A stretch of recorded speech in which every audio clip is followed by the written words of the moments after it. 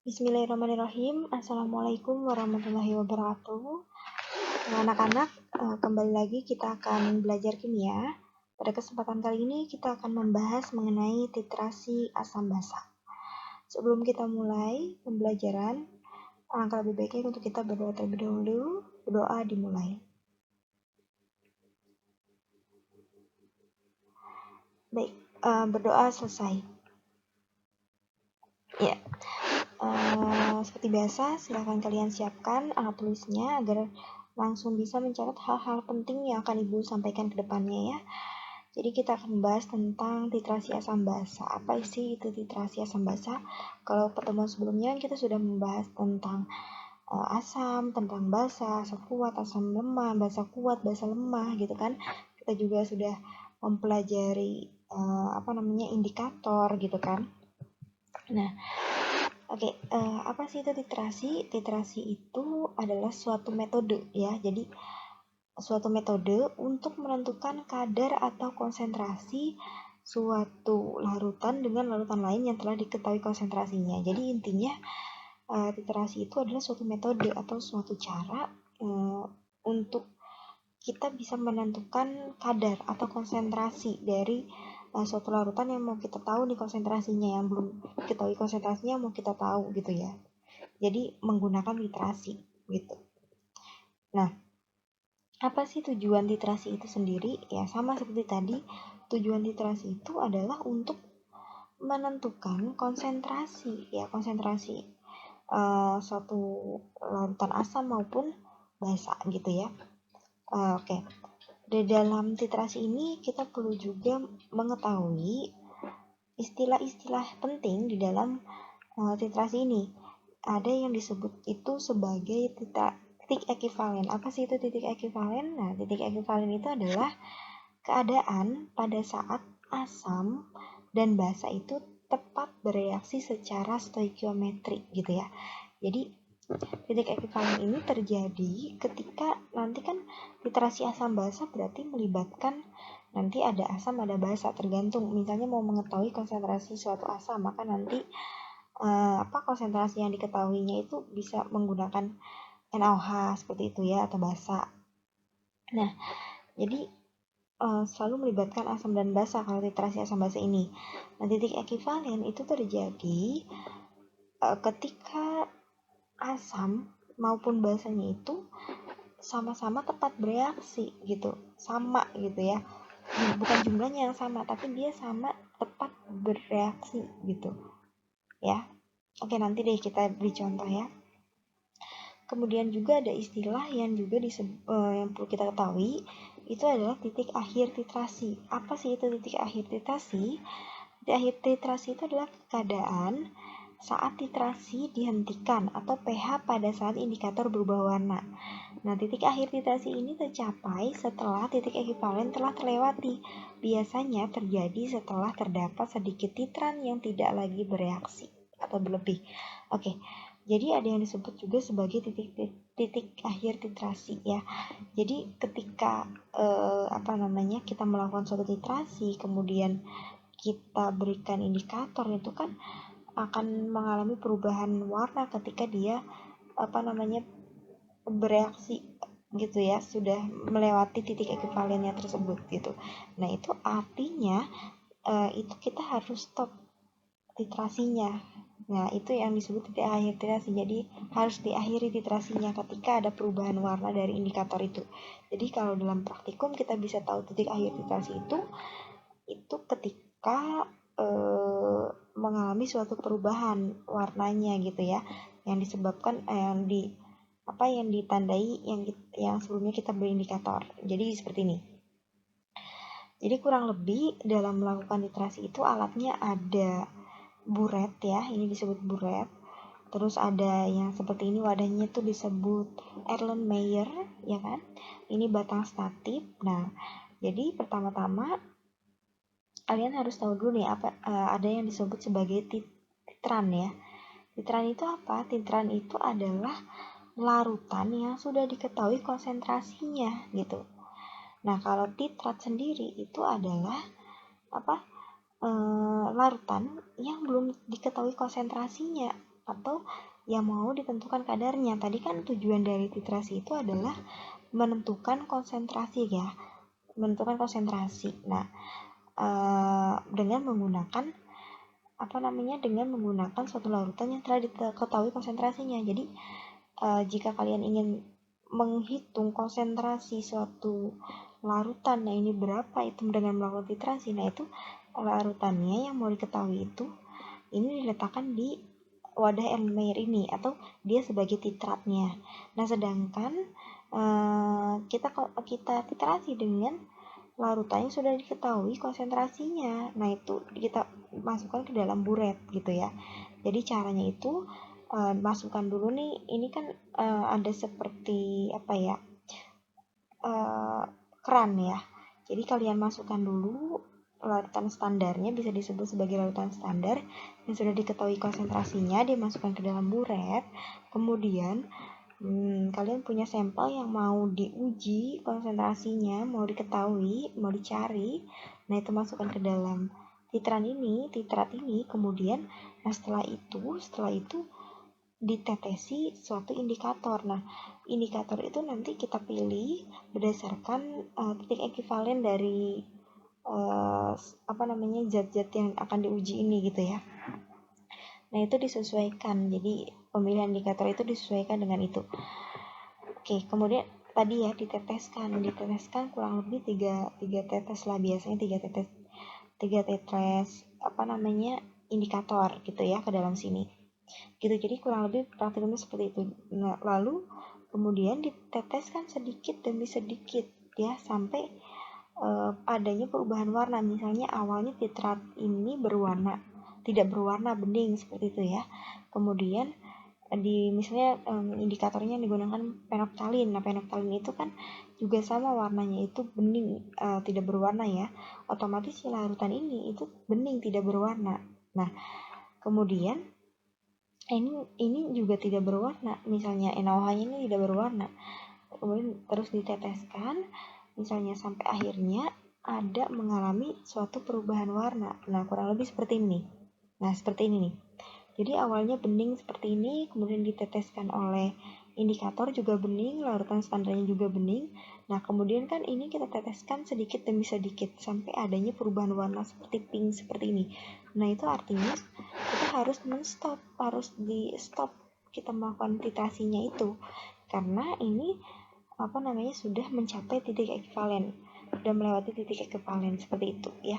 Jadi dalam pemilihan indikator asam basa juga itu harus disesuaikan dengan jenis titrasi asam basanya yang dilakukan, yaitu mempunyai pH di sekitar titik ekivalen. Jadi dalam pemilihan indikator itu kan ada banyak kemarin ya, ada BTP, ada metil merah, ada metil oranye, ada penoktalin dan lain-lain. Nah, bagaimana kita memilih indikator yang tepat itu sesuaikan dengan zat yang akan kita lakukan titrasi asam basanya, apakah asam lemah dengan basa lemah ataukah asam kuat dengan basa kuat gitu. Itu disesuaikan indikator yang dipilih. Nah, itu disesuaikan dengan apa? Kan indikator itu punya rentang ya. Nah, kita nanti sesuaikan dengan titik ekivalennya itu ya. Nah, kurang lebih kayak gini ya. Tadi alatnya ada klem, ada statif, ada Erlenmeyer, yaitu tempat analit. Nah, kemudian ini biasanya menggunakan corong dalam pemasukan larutannya tersebut ya ke dalam sini ya. Kemudian di sini kalau larutan itu kan ada yang bening, ada yang berwarna ya. Kalau larutannya bening, ini kan ada lengkung seperti ini ya. Ini disebut sebagai meniskus bawah. Jadi yang dibaca itu kalau kalian lihat, misalnya kalian menuangkan air misalnya di dalam suatu gelas atau apa, kan itu kelihatan ada 2 lapisan ya, ada lapisan atas, ada lapisan bawah. Nah, kalau dalam pengukuran seperti ini untuk larutan-larutan yang dia bening atau tidak berwarna, itu yang dipakai yang minuskus bawahnya yang jadi patokan dalam melihat skala ini. Namun kalau misalnya larutannya itu berwarna, itu ada lapisan yang di atasnya itu biasanya cekung ada lapisan atasnya gitu. Jadi yang dilihat yang bagian atas kalau larutannya berwarna gitu. Jadi dalam pembacaannya juga dalam melakukan titrasi ini dalam melakukan titrasi ini jadi ya harus benar-benar teliti, harus benar-benar hati-hati karena ini kan menentukan konsentrasi. Kalau misalnya kita tidak hati-hati dan tidak teliti kemudian gitu kan, itu konsentrasi yang akan kita ketahui atau kita dapat datanya itu akan kurang efektif, karena jadi akan kurang inilah apa hasilnya kurang kurang baik lah. Jadi harus benar-benar diperhatikan ketelitiannya seperti itu. Dan ini biasanya jangan ininya tuh ditetesinnya tuh sedikit-sedikit ya, jangan langsung banyak, karena kalau langsung banyak itu berlebih dan nanti di dalam konsentrasinya itu tidak tepat ya, tidak sesuai gitu. Jadi kalau misalnya kalian nanti melakukan praktikum seperti ini, kalian jika sudah ada perubahan warna yang sedikit pink seperti itu, tidak perlu pekat ya, itu artinya sudah, misalnya sudah memang menunjukkan perubahan warna, itu artinya sudah harus di stop titrasinya. Tinggal dilihat nih di skala ini berkurang berapa, nanti dihitung seperti itu, nanti diketahui konsentrasinya. Jadi kurang lebih praktikumnya seperti itu. Jadi mungkin ini hanya sedikit gambaran ya, kalian akan paham jika kalian melakukan literasi secara langsung gitu ya, akan lebih paham. Nah ini sedikit gambaran saja gitu ya. Oke, kita masuk ke stoikiometri titrasi asam basa ya, bagaimana kita menghitung perhitungan dalam titrasi asam basa ini ya. Jadi ketika asam dan basa itu bereaksi gitu ya, dia akan mencapai titik ekivalen yang tadi dimana asam dan basanya itu tepat bereaksi gitu kan, yang disebut titik ekivalen. Nah, titrasi asam basa ini juga disebut sebagai reaksi penetralan, karena reaksi penetralan itu adalah reaksi di mana antara asam biasanya asam dan basa ya, penetralan itu biasanya menghasilkan garam gitu ya. Oke, kita masuk ke rumusnya. Jadi intinya titik ekivalen itu kan ketika tepat bereaksi. Artinya apa? Tepat bereaksi itu artinya mol asam itu akan sama dengan mol basa gitu. Jadi kuncinya ini, ketika mol asam sama dengan mol basa gitu ya. Nah, bagaimana rumusnya? Rumusnya itu, mol itu kan kita tahu bisa dicari dari M dikali V ya. Ya, mol itu kan bisa dicari dari molaritas dikali volume. Nah, ini jadi dibandingkan nih antara asam dan basanya. Jadi A itu adalah valensi asam, ya misalnya H2SO4, udah seperti yang asam basa kemarin. H2SO4, oh jumlah H-nya, kalau asam berarti kan jumlah H-nya. Oh H-nya 1, berarti valensi asamnya 1 gitu. H2SO4 berarti A-nya itu kan 2, jumlah H-nya itu 2, maka A-nya juga 2 gitu. Jadi rumusnya gampang, A kali MA kali FA rumusnya. Sama dengan B kali MB kali FB. B itu valensi basa, MB itu molaritas atau konsentrasi dari basa, FB itu adalah volume basa ya, sama seperti yang tadi. Nah, bisa juga rumusnya itu A dikali gram per mr ya. Kenapa bisa gram per mr? Karena kan ini mol, sama aja. Mol itu bisa juga dicari dengan gram per mr. Jadi bisa seperti ini. Nanti untuk pemilihan rumusnya kalian sesuaikan dengan soal yang ada gitu. Kalau misalnya diketahui massa kemudian mr, berarti kan pakai rumus yang ini. Namun jika diketahuinya molaritas dan volume, bisa pakai yang ini gitu. Ya disesuaikan dengan soal yang ada gitu ya. Gram per mr. Jadi gram itu adalah massa ya, massa dari asam. MRA itu berarti massa dari asam, nanti tergantung di soal ya. Oke.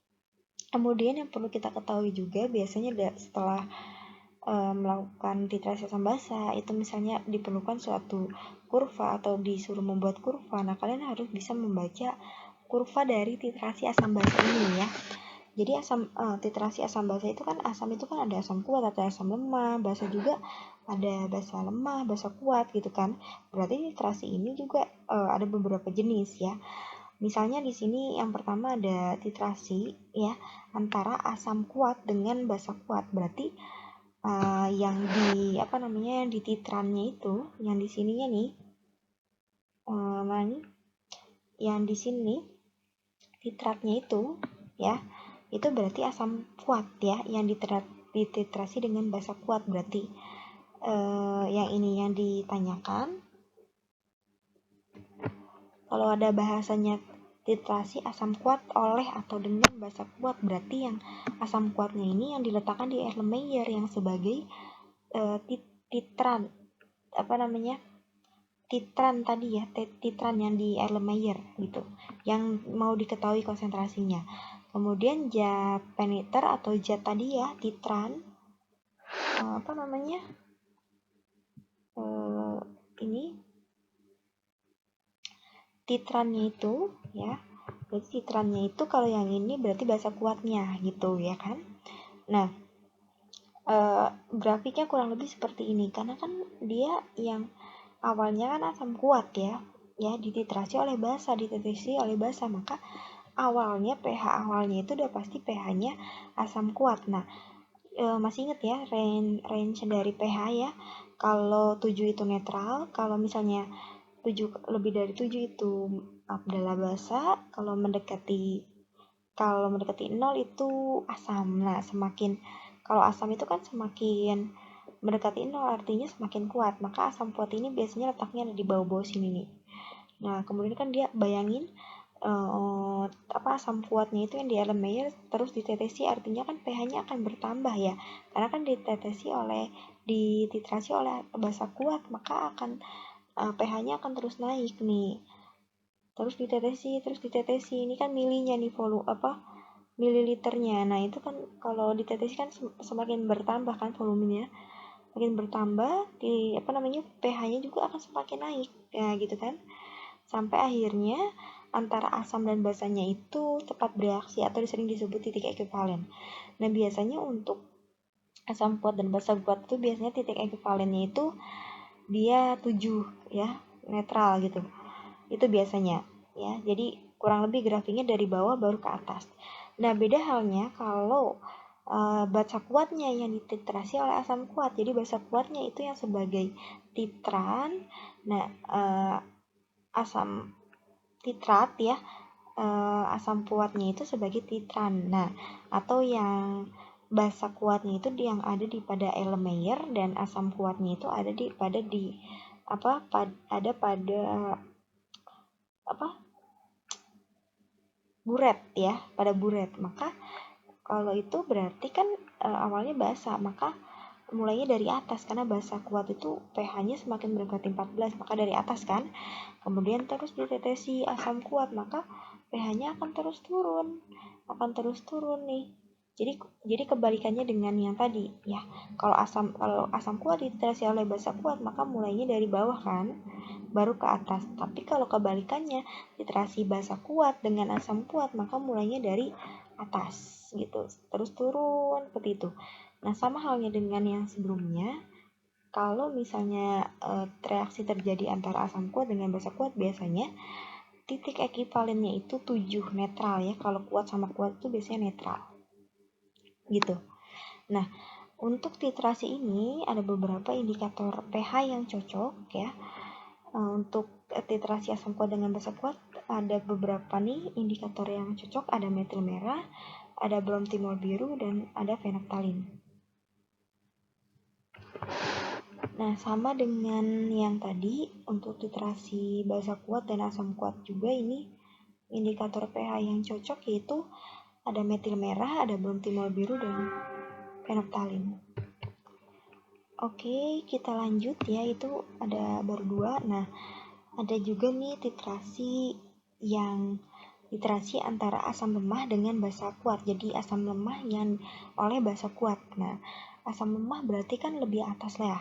Lebih atas kan, kalau asam kuat kan dari bawah gitu kan, makin mendekati 0. Namun kalau asam lemah berarti agak atas sedikit. Nah, sama sebenarnya sama yang tadi, tapi cuman dia lebih atas sedikit. Ini kan dititrasi oleh basa kuat, maka dari atas ini kemudian ke atas ya, terus bertambah pH-nya karena kan dititrasi oleh basa kuat ya. Nah, kurang lebih titik ekuivalennya itu biasanya ada di angka 8, berarti lebih ke basa ya, karena kan yang lebih kuat ini basa, maka pH-nya lebih ke basa ini gitu ya. Jadi yang sebagai titratnya itu asam lemah ya, yang di Ya, jadi yang sebagai titrannya itu berarti basa kuat ya, yang diburet itu. Nah, indikator pH yang cocok untuk titrasi ini adalah metil merah biasanya, karena melihat dari range titik ekuivalennya ini. Kemudian untuk titrasi titrasi basa lemah yang dititrasi oleh asam kuat, otomatis ini dari atas karena basa lemah ya. Namun ini agak sedikit turun. Kalau basa kuat kan agak semakin mendekati 14 ya. Agak naik lah. Kalau basa lemah berarti agak turun lah, kurang lebih segini lah. Nah, biasanya lebih bawah dibandingkan yang tadi ya. Lebih bawah, kemudian dititrasi oleh asam kuat, maka pH-nya akan terus turun. Nah, ini agak ke bawah terus ya. Nah, gitu. Nah, ini biasanya titik ekuivalennya adalah kurang lebih ya di sekitaran inilah 4 sampai 6. Oke.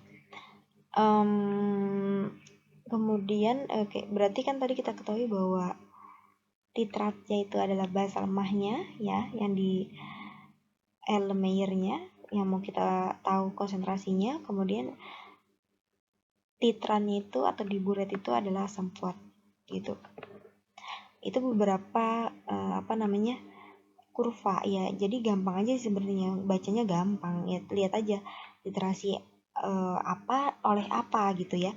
Berarti yang ditanyakan itu yang dimulai nih, misalnya tadi asam kuat, berarti kan yang ditanyakan ya, yang mau kita ketahui konsentrasinya yang berada di buret itu. Nah, itu berarti mulainya tadi disesuaikan gitu. Itu harus tahu, harus bisa membaca kurva ya. Oke, solusi eksklusif materi sulit ya. Jadi ada beberapa yang harus diperhatikan dalam memberikan alasan yang tepat mengenai perubahan warna secara tiba-tiba pada titik akhir titrasi asam basa dengan indikator tertentu. Oke, ini. Nah, jadi perlu diingat bahwa dalam titrasi itu volume basa itu tidak selalu sama dengan volume asam ya. Jadi yang kan tadi yang menjadi patokan itu adalah mol ya, mol asam dengan mol basa itu beda artinya ya, bukan artinya mol basam sama dengan mol basa itu artinya volume asam sama volume basa yang bereaksi itu akhirnya sama, tidak. Tapi itu ya yang disebut titik ekuivalen itu adalah ketika mol asam itu akan sama dengan mol basa ya, atau tepat bereaksi. Nah, titik akhir titrasi itu ditentukan dengan terjadinya perubahan warna yang dibantu oleh indikator saat volume titran sudah berlebih, yang tadi sudah Ibu jelaskan ya. Terus yang perlu dicermati juga pada tentang traik pH dan perubahan warna indikator asam. Setiap indikator asam basa itu mempunyai traik pH dan perubahan warna yang khas. Oleh karena itu, pemilihan indikator asam basa disesuaikan dengan jenis titrasi asam basa yang dilakukan, yaitu mempunyai pH di sekitar titik ekuivalen. Ya, tadi tinggal dilihat aja beberapa indikator. Nah, itu disesuaikan dengan titrasi yang mau dilakukan dan disesuaikan juga dengan titik ekuivalennya gitu ya. Oke, kita langsung ke contoh soal. Nah, kita coba contoh soalnya ya, gimana kalau materi ini dalam bentuk soalnya kurang lebih seperti ini. Oke, di sini nomor 1 ya, reaksi di bawah ini adalah reaksi netralisasi kecuali. Oke, tadi perlu diketahui kan tadi ya, reaksi netralisasi atau titrasi juga itu merupakan reaksi netralisasi. Namun biasanya reaksi netralisasi itu terjadi antara asam kuat dan basa kuat. Nah, dan bereaksi dengan basa kuat ya, basa kuat. Nah, tentunya kalian sudah paham, sudah hafal ya, karena kan sebelumnya kita sudah bahas mengenai asam basa. Ibu sudah memberikan list yang mana asam kuat, yang mana basa kuat gitu ya. Nah, itu kalian harus tahu, karena pada reaksi ini kita harus langsung lihat. Tapi kan ini yang ditanyakan kecuali, berarti yang bukan reaksi antara asam kuat dan basa kuat. Oke, kita coba yang A ya. Yang A ini NaOH itu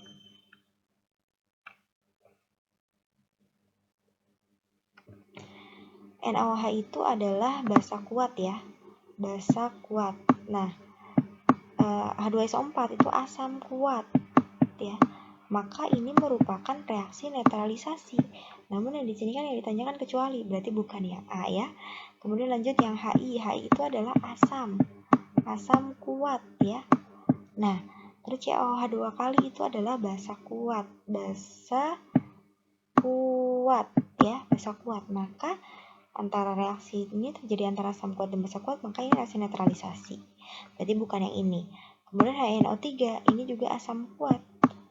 BaOH 2 kali ini juga basa kuat. Maka ini juga merupakan reaksi netralisasi, berarti bukan yang ini jawabannya. Nah, CH3COH, nah ini asam lemah. Ini asam lemah dengan asam kuat. Apakah ini reaksi netralisasi? Bukan ya, reaksi netralisasi kan tadi asam kuat dengan basa kuat. Sedangkan CH3OH ini asam lemah, HCl ini asam kuat, maka ini bukan reaksi netralisasi. Ya, yang ditanyakan kecuali, maka jawabannya adalah yang D gitu ya. Oke, lanjut. Kita ke contoh soal selanjutnya. Sebanyak 100 ml HCl, nah ini kan asam ya. Ini asam kuat di 0,1 molar akan dapat bereaksi dengan larutan KOH 0,5 molar. Sebanyak, nah, ya kita tulis dulu yang diketahui. Ini yang diketahui ya. Ini kan asam ya, ini asam. Ini Ibu tulis asam. Ini basa ya. Oke. Ini berarti yang diketahui adalah 100 ml ini apa? Volume ya, volume asam. Volume asamnya 100 ml ya. 100 ml gitu ya. Kemudian apa nih? 0,1 molar itu molaritas dari asam Ma ya. Yaitu 0,1. Oke. Kemudian ini KOH itu basa, berarti ini 0,5 ini adalah molaritas atau MB ya, molaritas basa. 0,5 ya. Oke. Yang ditanyakan adalah sebanyak ya, volumenya. Volume basanya. Berarti bisa kita pakai rumus yang mana? Ya, kita lihat yang lagi yang sebelumnya rumusnya. Nah, berarti kan tadi ada diketahui MA sama FA ya. Molaritas dan volume. Berarti kita pakai rumus yang kedua ini ya. Nah, berarti rumusnya yaitu A dikali MA. Tulisannya kurang bagus ya, nggak apa-apa ya, yang penting ini paham. Dikali FA sama dengan B dikali MB dikali FB. Nah, gitu kan. Nah, ini asamnya itu kan HCl. Nah, jumlahnya 1, maka valensi asamnya 1. Dikali molaritas asamnya berapa? 0,1. Volume asamnya berapa? 100 mili ya. 100 mili, kita tulis di sini 100. Sama dengan, nah ini basanya berapa nih? OH-nya, ada 1, maka B-nya juga 1. Molaritas basanya berapa? 0,5. Oke. Nah, terus FB-nya dicari, ya kan? Oke. Ini 10 ya. 0,1 dikali 100 itu kan 10. Ini 0,5. Oke. Kemudian FB. Maka FB bisa kita hitung ya, FB berarti kita bisa hitung 10 dibagi 0,5 gitu kan. Oke. Oke, 10 dibagi 0,5 itu adalah 200. Berarti volume basa yang diperlukan adalah 200 ml. Berarti jawabannya adalah, ini salah hitung nggak nih? Nah, Ibu ini salah hitung ya, bukan 200. hasilnya bukan 200 tapi 20 ya, salah ngitung nih. 10 dibagi 0,5 itu 20 mililiter. Maka jawabannya adalah C. Gitu. Gampang ya, gampang banget ini. Oke. Nah, contoh soal yang selanjutnya. Literasi 25 ml larutan KOH 0,1 molar dengan larutan HNO3 0,1 molar menurut reaksi. Nah, yang ditanyakan adalah grafik. Di sini ada KOH. KOH itu adalah basa kuat ya. Kemudian dititrasi oleh HNO3 yaitu merupakan asam kuat. HNO3 itu asam kuat. Jadi harus tahu tuh ya.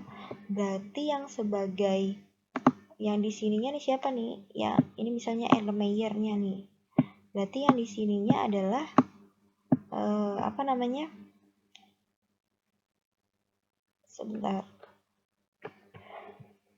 Nah, ini kan berarti basa kuatnya ini yang dititrasi oleh HNO3. Maka dimulai dari yang basa kuat ini. Berarti dimulai dari basa kuat berarti otomatis dimulai dari pH yang atas. Yang mana nih? Nah, dimulai dari yang atas nih antara yang B dan D ya.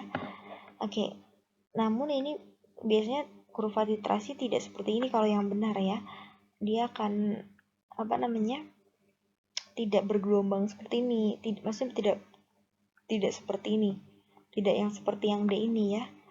Jadi ini kan mulainya berarti KOH itu kan basa kuat, berarti mulainya di sini nih.